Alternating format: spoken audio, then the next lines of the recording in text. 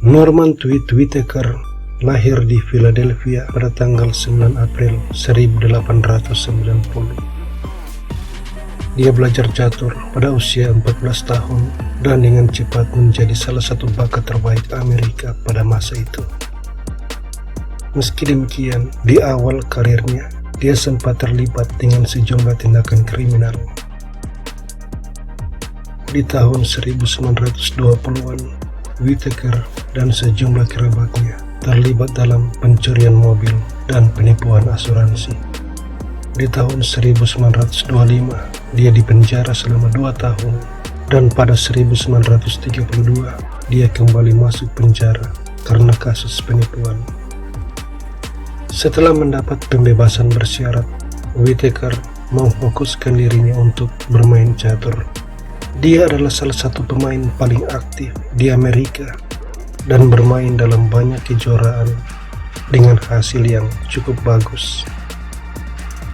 FIDE memberikan gelar Master Internasional padanya di tahun 1965. Dia meninggal di Alabama pada tahun 1975 di usia 85 tahun. Berikut ini adalah miniatur 17 langkah Whittaker dengan buah hitam ketika menghadapi Alexander Waterfield. Pion E4, pion E5, lalu D4, center game. Whittaker menukar pion dan menteri makan. Kemudian menteri diserang. Menteri E3. Kuda raja berkembang. Lalu kuda C3. Selanjutnya gajah B4. Gajah D2. Whittaker rokade, dan putih menolak rokade ke sayap menteri. Dia mengeluarkan gajah terang, kemudian benteng E8, kuda E2, bersiap untuk rokade. Tapi hal ini tidak pernah terjadi, sebab Whittaker langsung menyerang di center melalui pion D5 dengan ancaman forking. Waterfield mencegah. Kuda D4 dan kuda ditukar. Menteri makan kuda. Lalu C5 mengusir menteri kembali ke E3. Kemudian pion D4. Menteri J3. Pion makan kuda.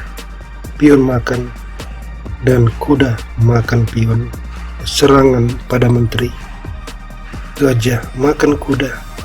Benteng makan gajah.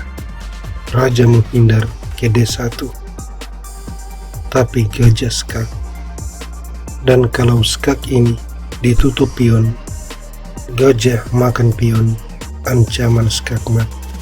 Menteri harus mundur, tetapi benteng D4 dan Whittaker dipastikan menang.